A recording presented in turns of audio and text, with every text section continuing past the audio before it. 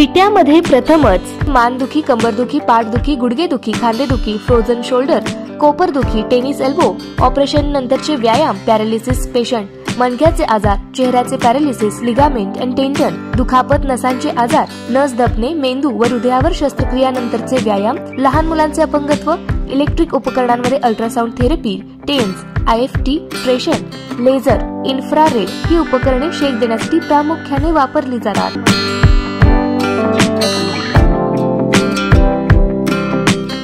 नमस्कार, मी अरुण आणि आपण पाहतात 7 star news. Shivpratap IIT and medical academy मध्ये उमेद नवी दिशा या कार्यक्रमाचे आयोजन करण्यात आले होते.